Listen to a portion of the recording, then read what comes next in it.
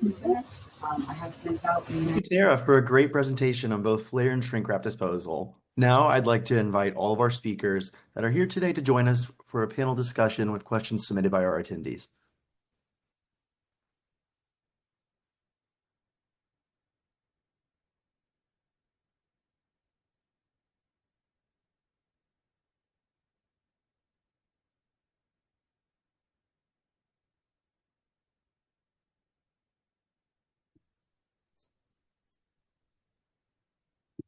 All right, first up, this is for any of our panelists that are involved in the Clean Marina program. Is there a network of managers or practitioners of Clean Marina programs for every state? And if so, how do you contact the organization who oversees their collaborative efforts if they have one?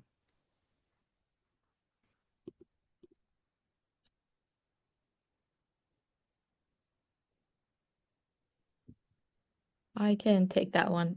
Yes, we do. So if you want to contact Donna Morrow, I'm not sure if she's on right now, but you can also contact me and I can contact Donna as well. Great, thank you so much. And everybody's welcome to jump in at any point. Tanera, I actually have a question for you. Did you get the DOT special permit for these events? And how are you funding your events? And do you have any other legislation to address at this time? So, in order to avoid, you know, the DOT and all of the high fees if we hire someone to transport the flares, that's why we had the idea of making the residents come with the flares to the location where they were going to be disposed of. So that was our way around it. So we did not get that, but I know there is a special permit in California did that, but we still didn't want to transport this to a third party location to save some funds. And the funding just came from our budget, for solid waste management. So we didn't really get any grant or any specific allocation for this. Sure. Thank you for sharing. I have a question for the entire panel now. Any awareness of a quality recycling company located on the West Coast or that will service West Coast states that recycles marine and such related shrink wrap?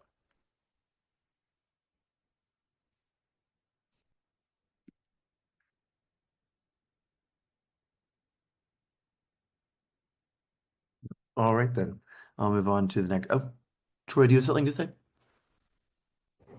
Yeah, I don't know about those particular items in particular, whether or not they'll recycle them or not, but we do have a couple of companies here in Washington that recycle our vessels for us. One of them being DTG Recycling, another one is Republic, and a third one, I'd have to look up the name or something like that, but there are a few companies out there that'll drop off yard bins and you can fill them up and they'll take them back to their facilities and recycle as much of the material as they can. Wonderful. Thank you so much. And anybody can jump in here. What kind of pressures can small communities put on big recycling companies to do the right thing, regardless of the product? Well, what we do is when we hire them to get rid of the stuff is we put stipulations in the contract saying what we want done with it. Sure, that makes sense. Does anybody else have any other suggestions? So I think if you're a small community and you're trying to influence a large recycling company, what you need to do is get together. And individual requests or individual suggestions are often ignored. But if you have a community group that gives itself a title and has a few people who are sort of heading it up, have a strategy, outline why you want these things to be done, because individuals are easy to ignore, but a community group that's putting pressure on collectively is a lot more likely to have attention paid to it. That makes sense. I have a couple questions for those involved in shrink wrap efforts. What external factors are critical in determining the success of large-scale marine and agricultural plastic recycling initiatives?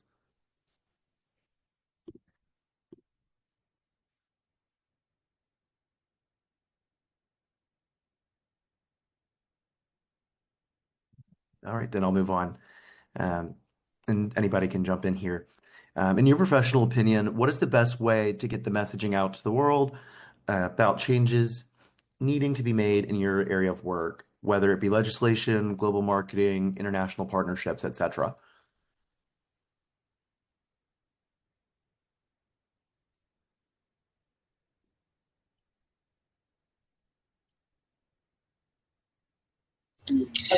I can jump in on that one.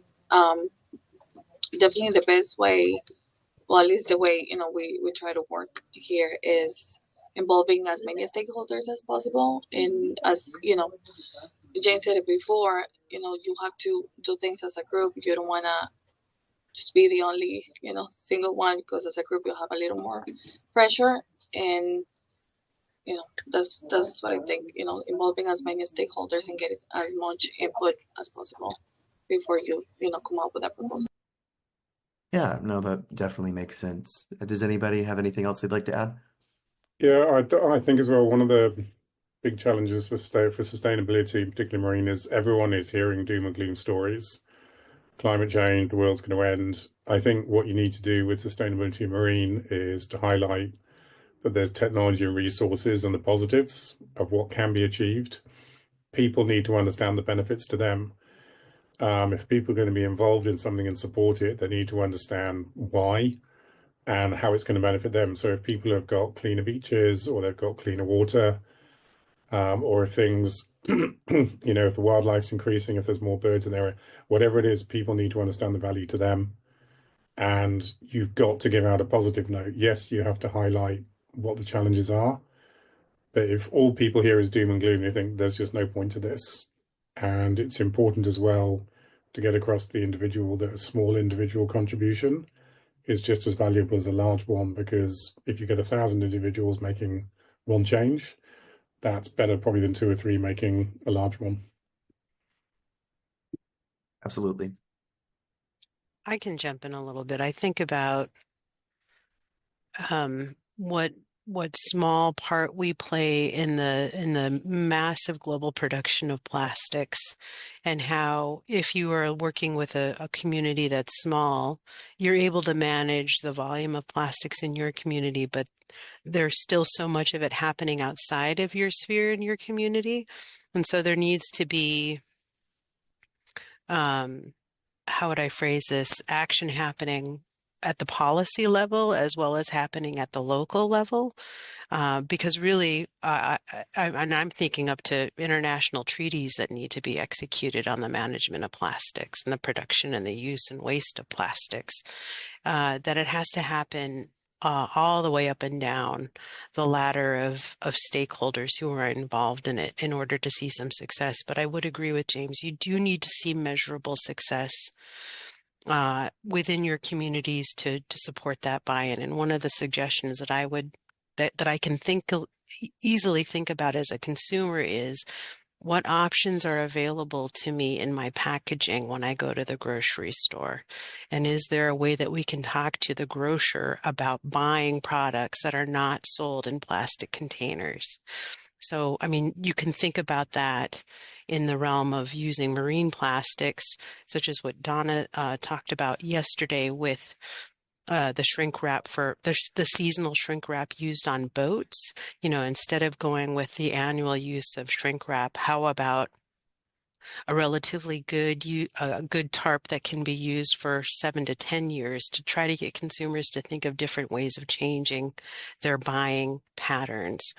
I think that's one successful way that can happen at the community level. Absolutely. Thank you. Another question I have, what are the current challenges in finding end markets for recycled materials to include plastics and fiberglass?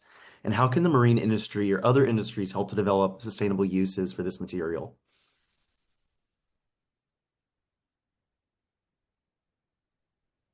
So this is about what a lot of people talked about. It's engaging the external stakeholders.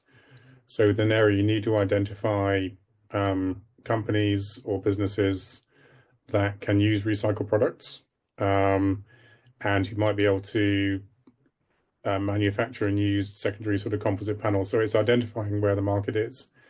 Then the industry itself, and again, this is coming not only from the boat users, but it needs to come from the industry itself, the people who are building boats, who are selling yachts, marinas, and harbors.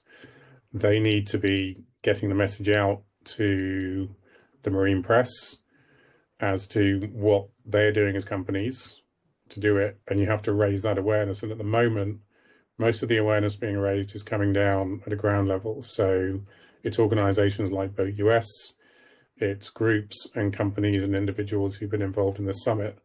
But the actual manufacturers and the businesses themselves aren't stepping enough and putting us out in the spotlight.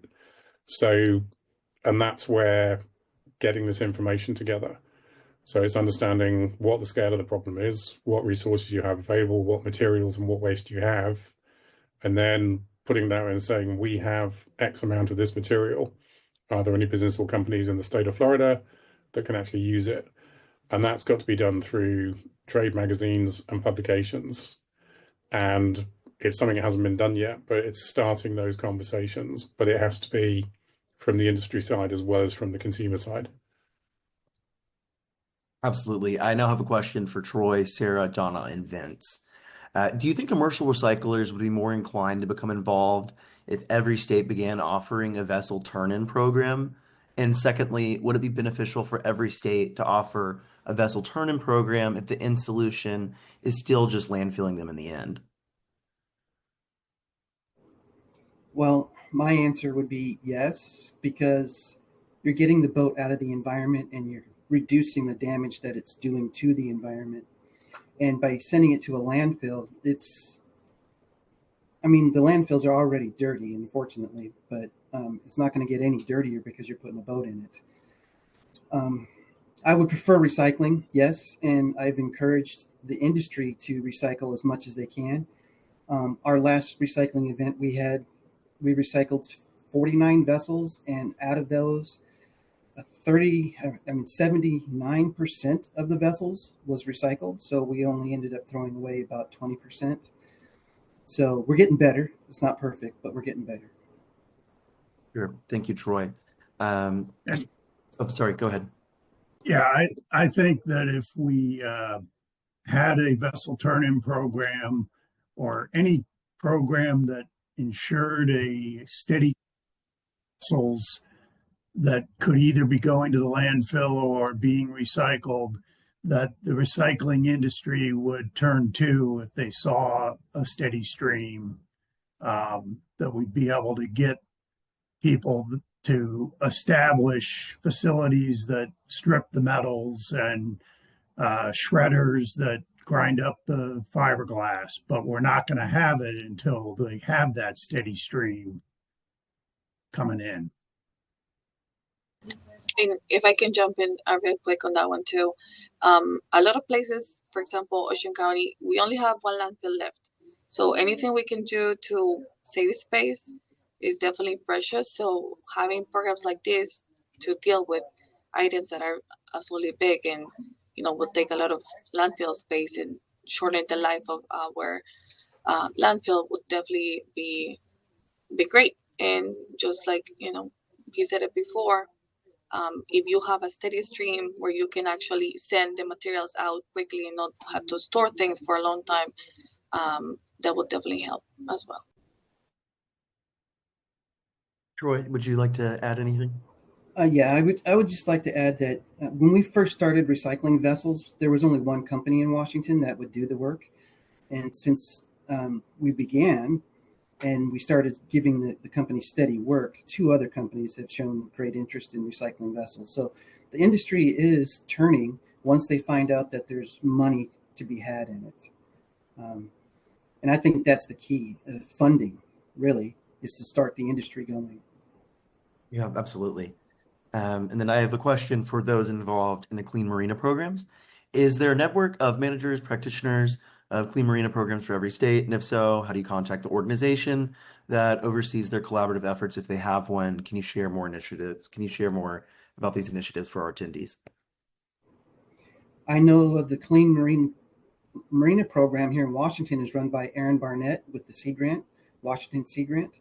That's a national organization, so I'm pretty sure that they might have others in other states. Hi, everyone. This is Sarah Orlando. I don't think Donna's on, but Donna Morrow, who is one of our speakers as part of the summit, leads a national kind of quarterly meeting of all the Clean Marina coordinators across the country. So Alana or someone on the call, if you don't mind putting in the chat, I'm driving right now, sharing Donna Morrow's contact information. You can reach out to her, be added to the listserv, and we have a wonderful listserv where we kind of communicate amongst each other. And then if anyone is in the Great Lakes region, I lead the Great Lakes Clean Marina Network, which is a Great Lakes local group of Clean Marina coordinators. So thanks. This is Abigail. Sarah, I just dropped that into the chat a couple minutes ago. So Thank you. should be able to contact Donna. Thank you. Does anybody else have anything they'd like to contribute in terms of the Clean Marina programs in state? I added the contact for New Jersey for the Clean Marina program, and the Seaground is also very involved with it too. For sure. Thank you all. Now I have a question for Abigail, Jeff, Dr. Litch, and Joseph. What collaborative opportunities do you think could enhance sustainable practices across different sectors?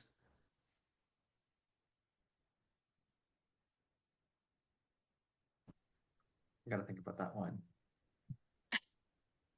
It's because there's no simple answer to that. It's trying to find common ground between what all these sectors and organizations are doing. They may deal with different jurisdictions, different groups of volunteers, different customers. Will they help? And I think collaboration comes with knowing what everyone else is doing so that you don't have to do everything in your organization if you're able to share that space and those resources with another organization who maybe has more staff capacity or just maybe a different grant that has a different requirement of what you're trying to accomplish. So definitely finding your space to share resources, I think, and collaboration can come from that, I think. For sure. Thank you, Joseph. Dr. Lynch, did you have anything you wanted to add? Can you say the question again? Yeah, absolutely. What collaborative opportunities do you think could enhance sustainable practices across different sectors? I would just say collaboration will enhance sustainability across sectors. So it's really, yes, the opportunities will do that. What we've found is that partnering with small businesses and nonprofits and government agencies and universities, we pull together all four of those different stakeholders here in Hawaii to address this marine debris problem. And having each perspective at the table does a lot of pushing and pulling. Each organization has its own mission, and sometimes those missions overlap too much, and sometimes those missions actually conflict with each other, and one feels that the other is being undermined. And so it's a lot of relationship building to make sure that the organizations can work together because their missions are compatible. It's quite interesting. For sure. Thank you for sharing. Troy, please feel free to go ahead. I agree with Dr. Lynch. It takes a village, really. What we did here in Washington is we enacted a partnership with a lot of other agencies and port districts. So what we did is we came up with this authorized public entity where if you're an authorized public entity, you can remove vessels and stuff like that, destroy them, and then get reimbursed for 100% of your costs by our program. So instead of having 6 people for the whole state working on removing all of those vessels, I now have every port district that has skin in the game wanting to remove vessels out of their backyards and get reimbursed for it. That's great. Thank you. Jefferson, do you have anything you'd like to share? Great to go last because all the folks ahead of me made some great points. I would just say, to the specific points of sharing resources, understanding what folks are doing, and understanding the push and pull and competing missions. I think just real change comes from getting out of your comfort zone, reaching out to other organizations, putting yourself in their shoes, understanding what their goals are. If it's a research opportunity, a grant, deliverable, a mandate from an agency head or a state legislature, understanding how they're approaching issues. But just doing your job and kind of putting your head down in your silo doesn't get anything done. I think that message goes across all 50 states and territories. You really need to reach out to other states, understand that it might not be perfectly copy and paste into your agency or your organization, but trying to see how they approached it and then adjust, your circumstances to those things. So I wanted to give a shout out to our buddy from Washington State. About 3 years ago, we interviewed you just to figure out what the heck was going on when you were starting this process in Virginia. So thanks again. Wonderful. Thank you all. And Can I add something? Oh, yes, please. Go ahead. I think just going off of that, it's important to remember that when you reach out to people, they are people. You are trying to facilitate a collaborative opportunity through your organizations, but really you're building trust with an individual or a team of individuals. So there's people behind that organization that you're reaching out to. So like the project that I work on in Norfolk is pretty new. I've only been in this role for 7 months. And the main goal of the project was like building up that coalition, building a network to facilitate the Virginia Marine Debris Reduction Plan locally. And so much of my job coming into this new area is cold emailing people to be like, hey, this is the project we're working on. Do you have any interest in this? Are you working on this? Can we work on something that you're interested in? And I think when you start making connections like that, if you don't know of someone that's doing something you're looking for, you know someone who does know someone. So like the network forms naturally, as Jennifer, I think, said. Absolutely. Cameron or Matilda, please go ahead. I'll add that for St. Lawrence County, our project was successful because of the collaborative efforts that we had with our Cornell Cooperative Extension Office and with our local Soil and Water Conservation District. So our office secured the funds and administered the grant and then took care of the back end of reporting to the funder, which was Northeast SARE. And both Soil and Water and Cooperative Extension actually went out and did the implementation and the field work and the education component and demonstration component of best management practices to prep agricultural plastics for recycling. So it was only successful because of those collaborative partnerships. There was also resource sharing and information sharing with adjacent counties in northern New York on the use of a portable baler and the hauling of that baler and on a trailer and with the use of a vehicle and volunteering storage space for recycled plastics. That's great. Thank you all. Now I have a question for the entire panel. And so based on everybody's work, what are the top 3 recommendations or tips you can provide to other regions aiming to implement similar initiatives?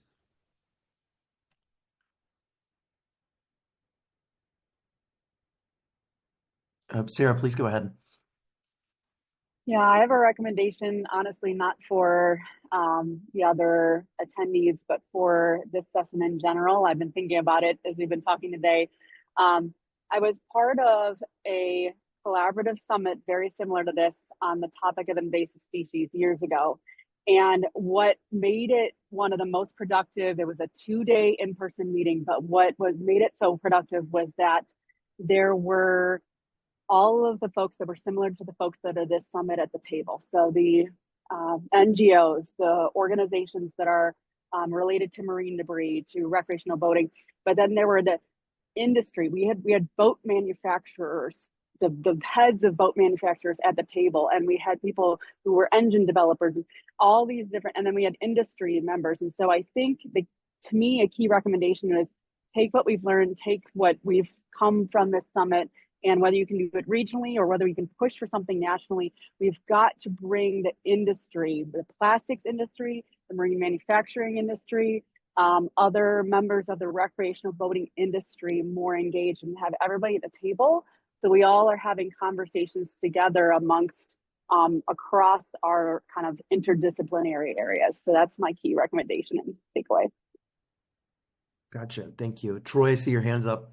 Please feel free to go ahead and share.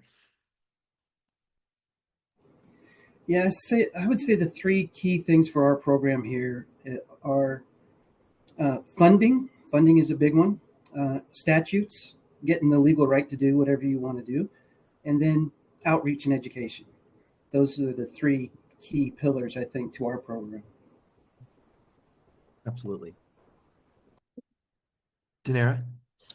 If someone thinks they're interested in implementing a bulk flare disposal program, my advice would be talk to the existing programs, talk to us, talk to California, learn from our lessons and things that maybe we didn't do or we didn't know at the beginning, and once you talk to people that actually know more about the burning part, like we did with the fire marshals, they will definitely give you advice and things that you might not think of, since if you're just thinking about disposing of something, not actually just doing a whole burn.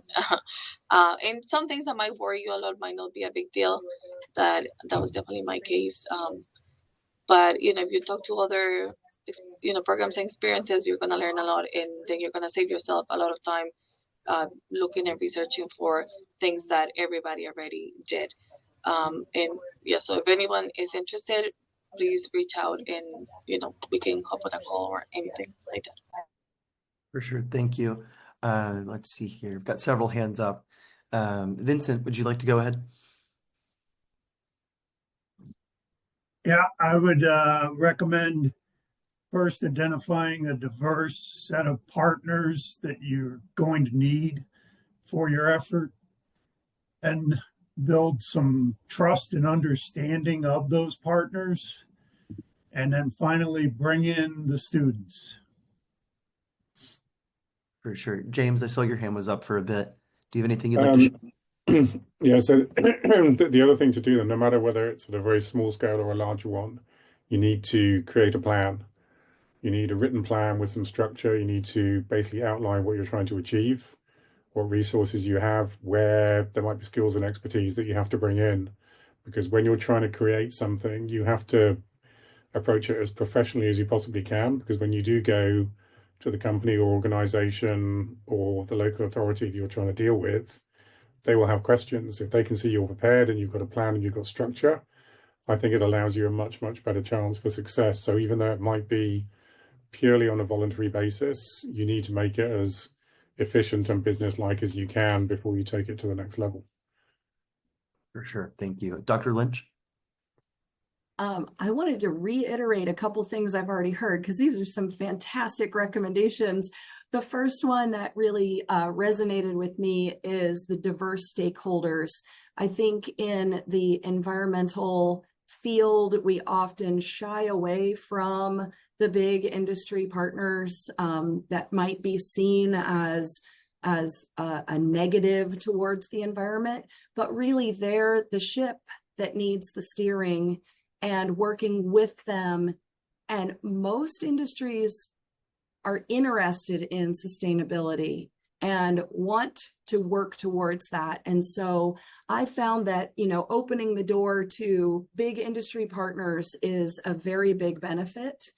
And the second recommendation is finding the funding. That's by far the hardest part of all of this. So I don't have any recommendations for how to do it, except maybe those diverse stakeholders of working with people that are willing to fund this. My third and unique recommendation is to use science-based, evidence-based statements and data to back up the claims that you're making. As the co-director of the Center for Marine Debris Research, I all too often see headlines posted that are not based on science. And we feel like we're constantly working against that in the plastic pollution arena. And so please just do your best of finding real, true, good, solid sources for the statements that you're making. Absolutely. Jeff, would you like to go ahead? Sure. Again, a lot of great points to the folks that just spoke, but I would say first and foremost, realize where you are in this space. Are you a state agency? Are you a federal agency? Are you an NGO? And understand the limitations of what you can do. So, for instance, as a state employee in Virginia, I can't lobby for policy solutions, but I can author a report that includes a lot of recommendations and policy solutions and funding requests that came from a whole host of people, from industry to NGOs to other state partners. And you can present that, again, as someone said earlier, in a professional manner, just the facts, understanding that there a lot of work went into it, but just summarizing, here's our humble ask, please, please proceed. To that same point is sustainable funding for those in the different positions where they can make the most effort. So in our case, it was the Marine Resources Commission is the only state agency that can have authority to remove these vessels, but they can disseminate grant funding to localities and tribes and other public entities to remove the vessels. But what about vessels on private property? Well, that's where our friends at Lynn River Now come in, and they're able to remove, with federal dollars, vessels pretty much anywhere. So that's a really good thing to understand. Divide and conquer. Have a sort of a memo, or at least an informal understanding of whose roles are and who efforts you can coordinate. And then folks mentioned the plastic industry. I would say the maritime commerce industry, understanding that if those heavy hitters are on your side, they can get behind a proposal and really force it through, and you don't have to do anything. You don't have to get involved in politics. You can let the heavy hitters go in and really advocate for something that really is, time is money and delaying navigation. And the final thing, so those are one and two. And then really just have a good media outreach plan, get out in front of it. It's really hard when folks in academia are doing some research, they're really dedicated to that. They're very focused on that. Those in government are kind of doing their job. They're working on, in my case, just a report, managing a large group of stakeholders, but still taking an extra minute, taking an extra hour, thinking ahead about where the end game is, starting with goals and looking towards outcomes first, and then getting there and hopefully having good messaging to the media. So the public, again, is on your side when it comes to telling the full story, understanding all the hours that have gone into this, and to be transparent how government works for their citizens. Absolutely. Abigail? I'm kind of echoing what Sarah was talking about yesterday, but I think tenacity is really important, whether you're applying for a grant or just trying to create a project. I think that's really important. And I would also say, like Vincent, involve the youth, involve the interns. They have a lot of passion and energy, and I think that's another important thing to think about. And then I think lastly, sometimes you have to be a little creative and flexible, and that can help as you're building out your network, as you're applying for funding, just not to think outside the box rather than kind of going along sort of a predefined path. For sure. And Matilda? I'll just add two items, not necessarily the funding of the people that are responsible for implementation, but finding a multi-year market to secure so that you have a steady demand of the end product, where that product is going to go once you've prepared it for recycling. That is really the biggest externality that determines the success of your recycling project. The second one has to do with outreach.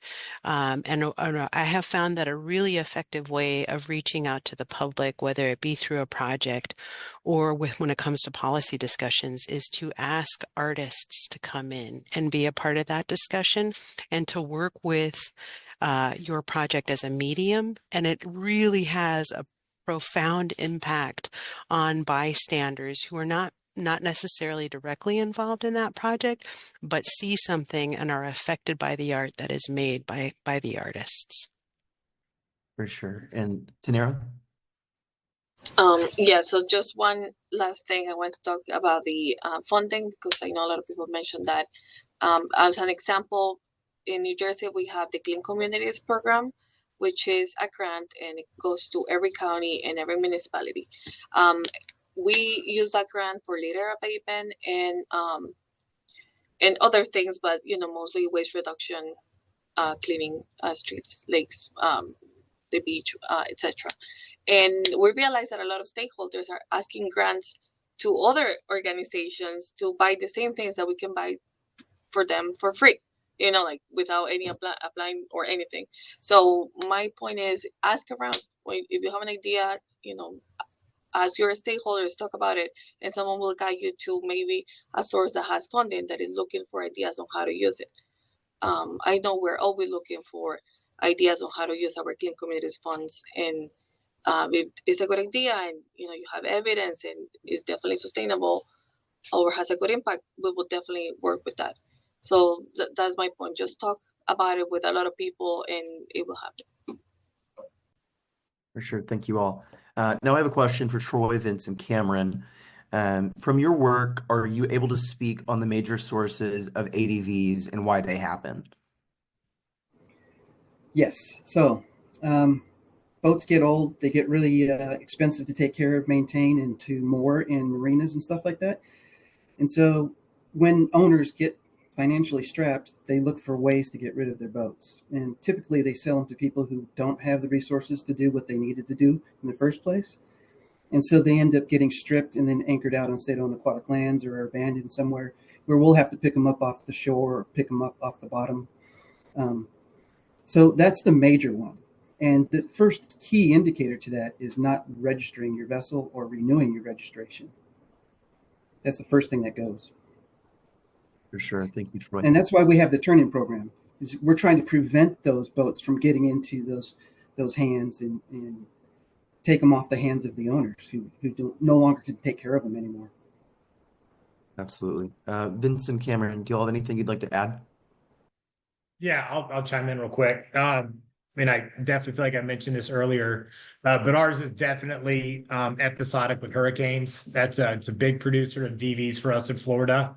But as Troy just kind of alluded to, there is an opportunistic aspect of that because a lot of residents in anticipation of event will go, lower lifts, not tie off boats adequately. These are vessels that they're trying to get rid of and maybe make an insurance claim. So a lot of people I just say this, it's compounded by the fact that these are older vessels that people don't want anymore, and they take advantage of a situation to get insurance monies, which is definitely something we see that happens pretty frequently in Florida. For sure. Thank you, Troy and Cameron. Now I have a question for the entire panel. What do you predict will happen in the next 5 to 10 years around these initiatives that we're all working on, and what would you like to see happen?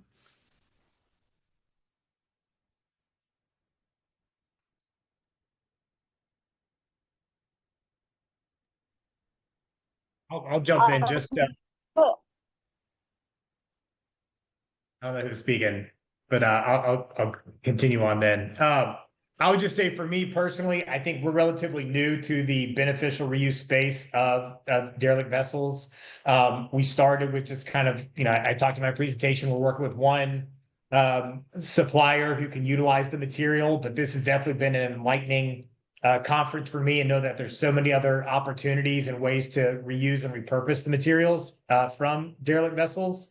So I would just say for me, in the next 5 years, I just want to continue to learn and get exposure to what other folks are doing, what technologies are being utilized, and trying to find efficient, cost-effective ways to get this stuff out of the water and hopefully repurposed in a way that's more environmentally friendly and economical.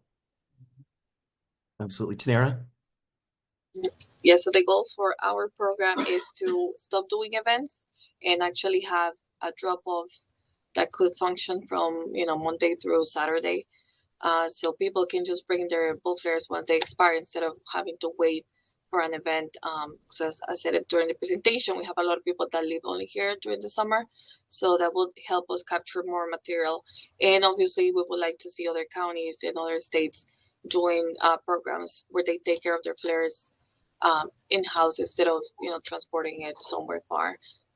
Help you reduce cost, and then you can take more flares, and hopefully people will stop using the single-use ones and will use the electronic flares as an alternative in the flag for the data. For sure. Vince? I think that in the next 5 to 10 years, we'll in Virginia anyway, will build the capacity, maybe get to the level that Washington is in now, Washington State. And then I would like to see that we work more on prevention in the future beyond that. For sure. And Sierra?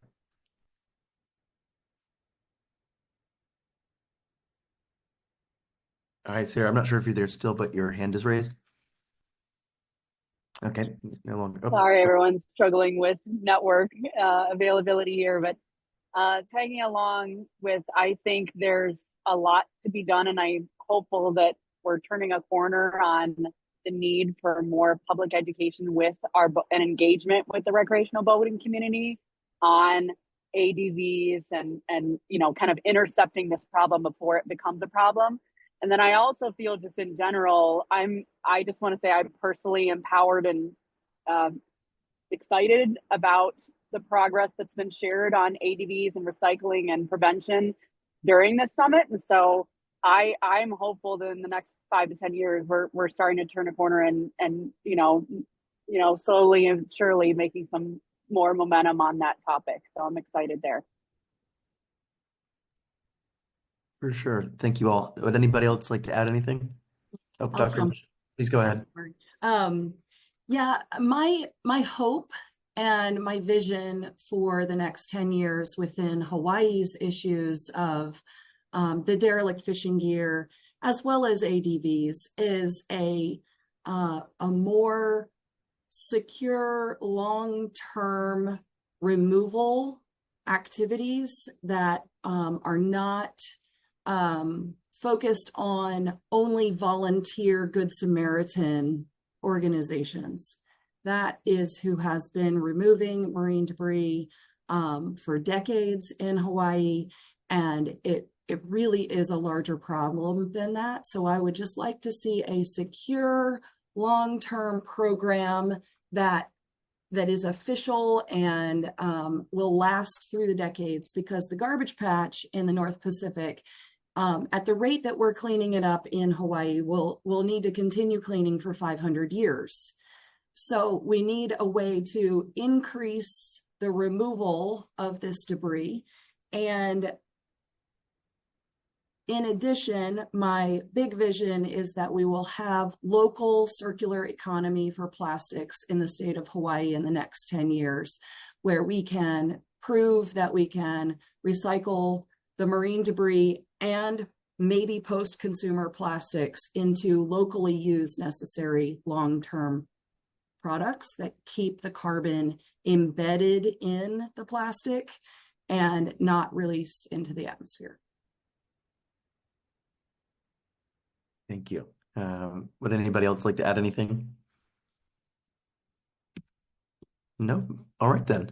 Next question for everybody. What is one insight you think everyone should take away from the summit's content?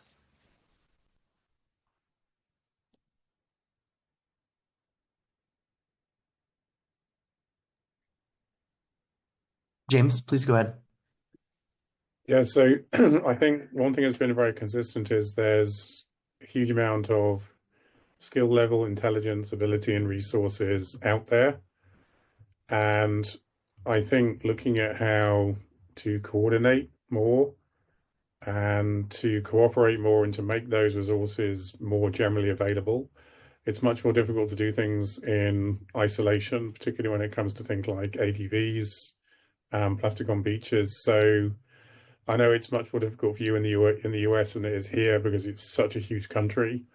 But I think if there could be more platforms or more ability to share resources and intelligence and ability to deal with this problem, and perhaps more conferences like this one, perhaps on a state level, it might help to keep that momentum going and allow people to develop and move forward faster.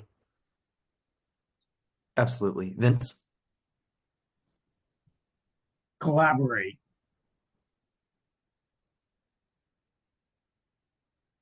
Collaboration is key. Matilda, do you have anything to share? Yeah, I was going to add that, based on our demonstration project 15, 16 years ago, the farmers were really willing to clean and prep agricultural plastics, which I would think in comparison to the shrink wrap used for boats is really filthy. I mean, so if there is a willingness by local farm operators to take the time to rinse it down, dry it, fold it, store it, it is possible for anybody to recycle shrink wrap and other types of materials. Um, that's the kind of investment that it took to manage the ag plastics that it's exposed to: manure, urea, silage leachate, dirt, mud, you name it. And if farmers are willing to do it, I think anybody can do the preparation that's needed to recycle the shrink wrap on boats. For sure. Does anybody else have anything they'd like to contribute? All right, then. Moving on. What is the biggest challenge you feel we are facing in sustainable waste disposal? Oh, Abigail, did you have your hand up? I did. I just wanted to reiterate the point about storytelling from before. I think, connecting stories to what we're doing is also, can be very impactful. Absolutely. Thank you. I'll ask the next question again. What is the biggest challenge you feel we are facing in sustainable waste disposal?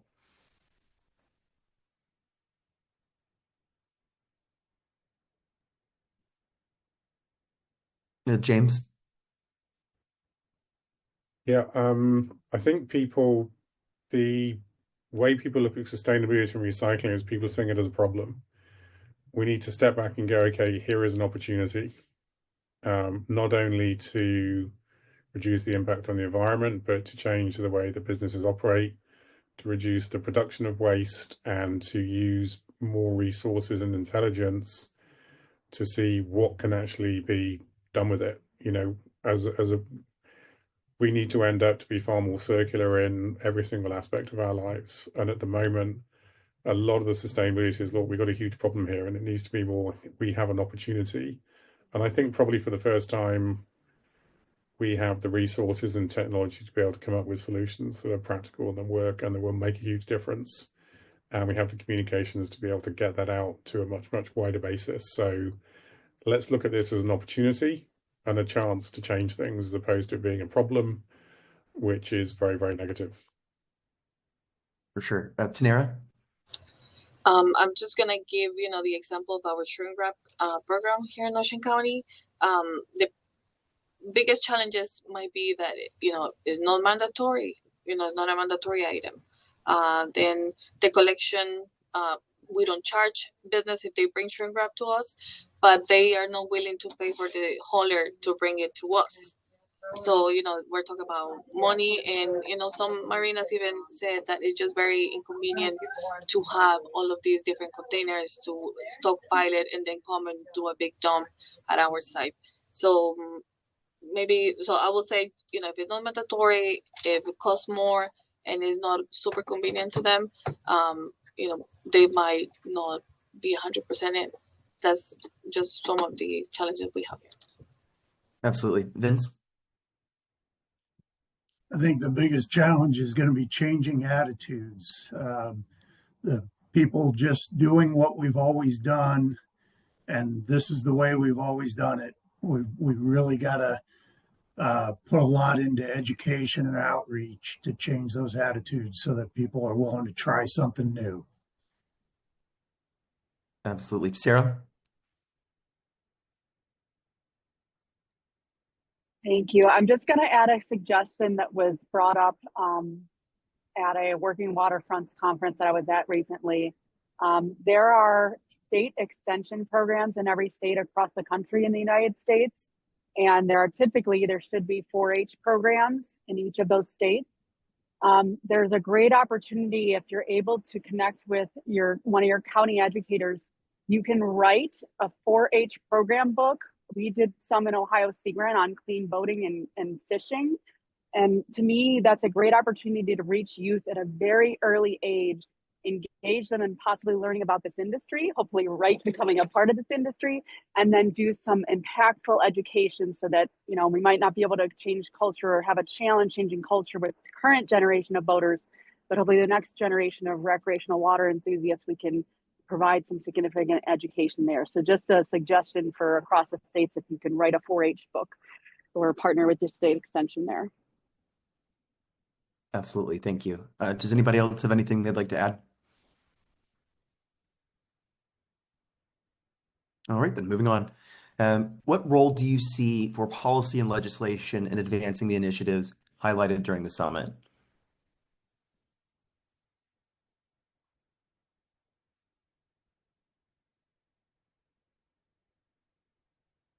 Matilda, do you have any suggestions? For the commitments that were needed to ensure farmer participation in our program, there has to be a willingness to commit their local employees to, once they've removed the agricultural plastics, have access to water, dry it, store it, and have it be picked up by someone who is going to transport the prepared product to a shared location that is stored and then quarterly picked up by a hauler to the final location. Funds, there needs to be a good commitment of resources to acquire the equipment that is large enough to handle the tonnage, the labor that is available to do the transportation and the repairs to the equipment, because it will break over time when you have heavy users, when it's used regularly by the participants, making sure you have a covered location, dried storage facility for the periodic pickup, and then to find a way to haul all of it once it's consolidated to an end user. So from what we found is that the local participants didn't need to get paid. They realized the value of diverting that out of their out of the landfill because it yielded a savings in their tipping fees, and they felt better about the way that they were treating their agricultural land. It's once it's been prepped and is ready for pickup, what do you do with it next? That's where the money has to come in, is to support people who are not directly involved in the rinsing and folding, drying and prepping of the plastics for recycling. It's everything else that happens after that. For sure. Kevin, please go ahead.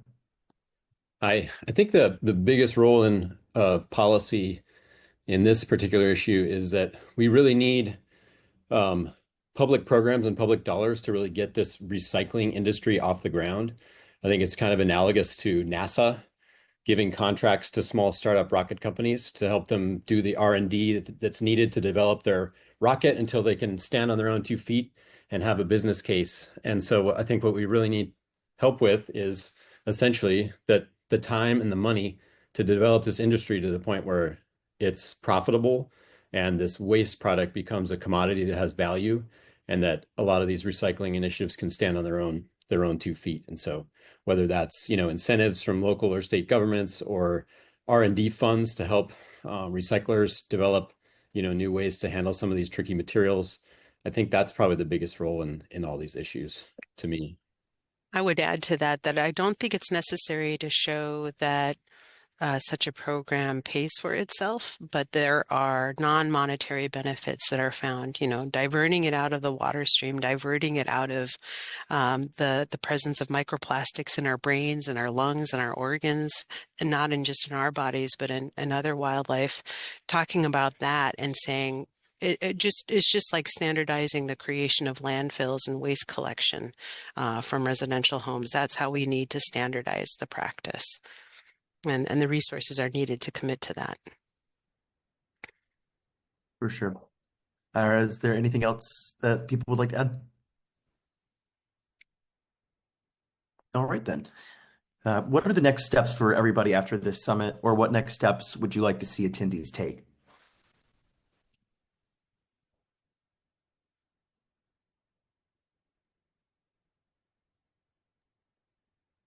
Joseph, do you have anything to share?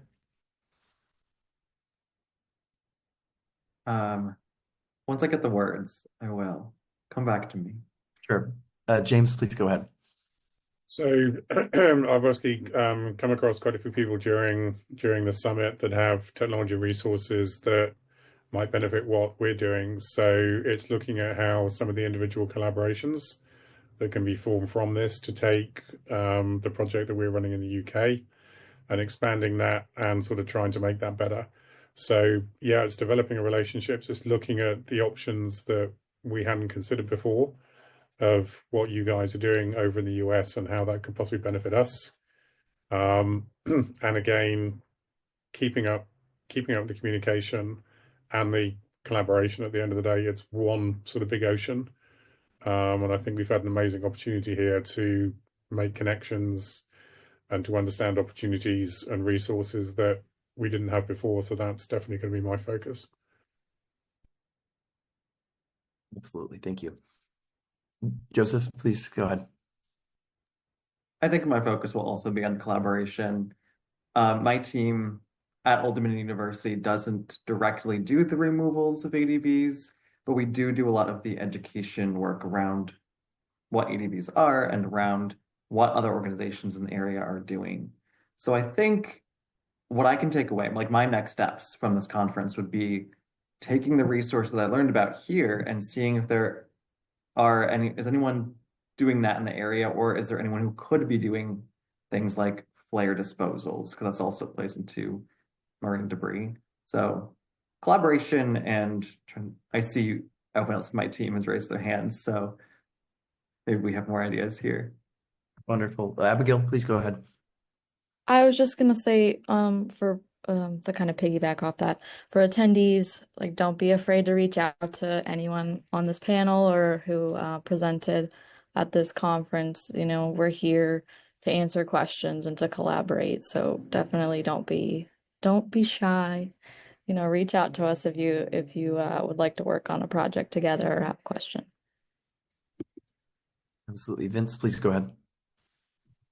Yeah, I just wanted to add to what Joe was saying, that I'm going to share the information that I've gathered here with the partners that weren't able to make this event and take it from there. I'm going to also be in touch with a lot of the people that have been involved in this, because there's a lot more information I want to get from them. Absolutely. Anybody else? Sarah, please go ahead. I'm gonna regret saying this, but I did respond to, I believe, Vivian from California in the chat that I think there's some interest out there from some of the organizations who they don't have the support of a state clean marina program, but they do clean boating work. So I may reach out to National Sea Grant and see if there's interest nationally in creating a clean boating community of practice, which would be open and specialized in kind of maybe the non-clean marina programs and organizations across the country that maybe focus on clean boating, to see if there's a need there. So we'll see my capacity and stuff, but I know there's some interest there. So happy to follow up with folks and talk more. Lovely. Thank you all. And what would everybody like to see at our next summit?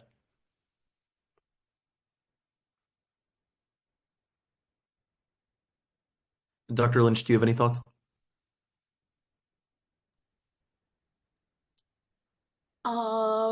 I'm not sure. Sorry. It's okay. James? So I think what would be interesting, because I think the next event is in New Orleans next January. Is that correct? Yes, I believe so. So what I think is often missing from a lot of events like this is you kind of have an event, there's great conversation, seminars, people exchange information. What about the follow-up? So what I would like to see is, you know, some sort of panel or discussion with a lot of the people who are here, you know, from the US, and saying, what have you done since we had that conference? Have you achieved something more? Was there informational people you collaborated with which allowed you to take a step further? Have any of the resources or programs or initiatives gained traction and started to make a difference? Because it's about showing results and seeing how effective the collaboration is and what these conferences achieve. So some sort of session where people can say, yeah, I went to the Turning the Tide a year ago. This is what we've done since, thanks to A, B, or C, or or this person or I'm that person. Absolutely. Abigail, I saw your hand was up briefly. I was gonna say the exact same thing. I'd love to see where some of these projects, especially the ones that are just starting out, where they are next year. For sure. Dr. Lynch, I see your hand is up. Yeah, James, thank you for that moment so I could think. I now have an answer. I think this virtual event is great to showcase all of these individual projects. There are so many new faces for me in this community. Like I don't know many of you. And at a future summit, it would be great to have more mingling time where we all could share and get to know each other better and learn from each other. Absolutely. Matilda? I would like to see if there has been an end user that is acquiring the plastics and actually repurposing it. And then I actually think Jennifer was right on in terms of like inviting industry reps to also come and talk. That I think would lead to some very good productive discussions, because we're now, now you're getting into some policy stuff, but if they were invited with some of the local project work, that helps create this model for other people to replicate. And for me, those two big stakeholders, I think, are important. I don't know how you could get artists involved in a virtual event. I was trying to figure out how do you do that so that they could help with the messaging and the public outreach. But if there is a successful end user that is actually repurposing these plastics, I would love to learn about that. For sure. I think coming together in person is really critical, and I'm excited for that at our next summit as well. And who do you think is missing from these conversations? This is open to everybody. James? So I think the other thing, really important thing is that a lot of sustainability and cleaning up, there's a lot of anger and resentment as to the materials that are causing these problems. So go talk to the enemy and say, look, we've got problems here that we're trying to resolve. We understand you're a part of this. We would like to engage with you. We'd like you to come down and talk to us, because I think there's often seen that there's a closed door between people who are sustainable and into conservation and trying to do the right thing, and the industries that are generating it. So I think trying to open up those conversations and to give those companies or organizations an opportunity to come down and say, well, this is where it is from our side. And maybe something will come out of those conversations. At the moment, I feel like we're often butting heads a little bit. So how can we break down the barriers? Because at the end of the day, one of the keywords has been collaboration. And unless you have a good engagement and try and start building relationships with the cause of some of these problems, I think it's going to take far, far longer to solve them. Absolutely. Thank you. Is there anything else people would like to add? Dr. Lynch? Yeah, I just want to reiterate what Matilda just said and James was saying. I think inviting people to the table that are the sources of the issues, as well as those very end users of the materials. Like in our panel, we had Dale Goebbels from First Star Recycling, and he showed the actual production of decking boards from the nets that we removed out of the ocean. I'm a show me kind of person. I need to see the data. I need to see the outcome before I believe it. And I think that's really what's happening in the US right now. There's this thought that recycling is a hoax. It's all a myth. It'll never happen. And we really do need to change that perception and mentality, because it is happening. It's not a myth. It is possible. Yes, it's challenging. It's very challenging. But I think we do need to do a lot more of showing people the final marketable product that was made with these materials. So I would really recommend that recommendation from Matilda. Just second upping it. Tanera? Maybe just think about inviting people that will be involved in the circular economy. Just as everybody said it, from the producer to whoever's gonna collect it, whoever's gonna sort it, whoever's gonna buy it, and whoever's gonna make it into something else. So I feel like if you have representatives from each section of it, even the design part, that's how you can incorporate the art there, product design and all of that. That would be a very cool formation of people for the summit. And I was sending Matilda also some information. We just went to this company called TerraCycle, and they actually recycle hard to recycle materials, including litter that you can find on beach cleanups and things like that. And they do incorporate a lot of art in there. So if anyone is interested in looking into that, it's pretty cool. And just like Jennifer was saying, if you don't show people what's actually happening, they believe you're lying.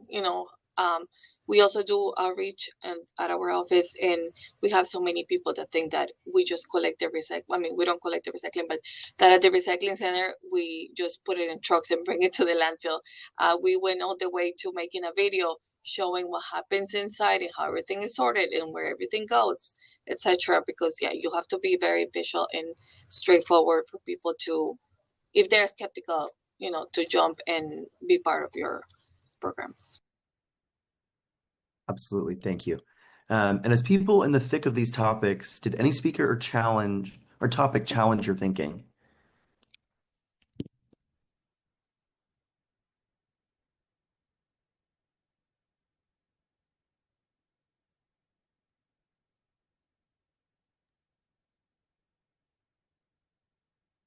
James? Yeah, I think I wouldn't use the word challenge, but certainly a lot of the presentations I heard got me thinking a different way. I've already had one extraordinarily positive conversation with Cameron about AI and how that can come into this picture. And I also think for me, what's been hugely useful is I've got a much better understanding of the problems that you have in the United States. There's a lot of similarities, but there are sort of differences as well. So for me, it's been a cultural experience because while I've spent a lot of time in America, I've never been to, a specific conference. So I wouldn't say challenging, but it's made me think in a different way. I've got very different perspectives, and I think that's something that I can sort of take and bring back to the UK. And as I said before, I'll be directly contacting quite a few people to see if I can work with them in the future. For sure. Anybody else? Nothing got you thinking? Well, I wonder if there is any R&D happening with the use of 3D printers, how plastics are used as the material for 3D printing projects. And I know that in the state of Alaska, they've talked about the use of 3D printing for the building of houses. And we're talking a significant amount of material that is used to build something. And it makes me wonder, is there a way to offer that as some sort of a topic to include at a future meeting? Is like, what are some of the innovative uses of plastics, and can recycled materials be a part of that supply? For sure. Vince? I think the people that talked about recycling the material and that the capability is there challenged the way I was thinking, which was I'm going to have to take them to the landfill to begin with, and maybe we'll get them to some place where they'll be used for fuel a couple of years. But now I'm thinking, maybe if we really push, we can get a better recycling method in the local area. Absolutely. Anything else from anybody? All right, then I have one final question, and I'd love it if everybody participated. Is there anything that we're leaving out here that you think attendees need to know?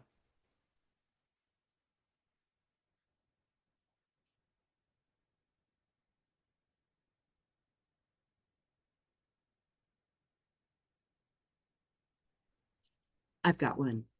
I'll break the silence. Thank you. this is just a shout out to other things that are happening in the world that the folks might be interested in knowing. I sit on the National Academy of Sciences, Engineering, and Medicine Roundtable on plastics. And that roundtable has been doing webinars called Perspectives on Plastics. And we're moving through the entire life cycle of plastic, from design and use, demand, and we've done end of life now, and now we're going to be doing the pollution aspect and the leakage into the environment. Each one of these is a 4-speaker webinar, and they're all recorded and they're online. And so I'll post that in the chat.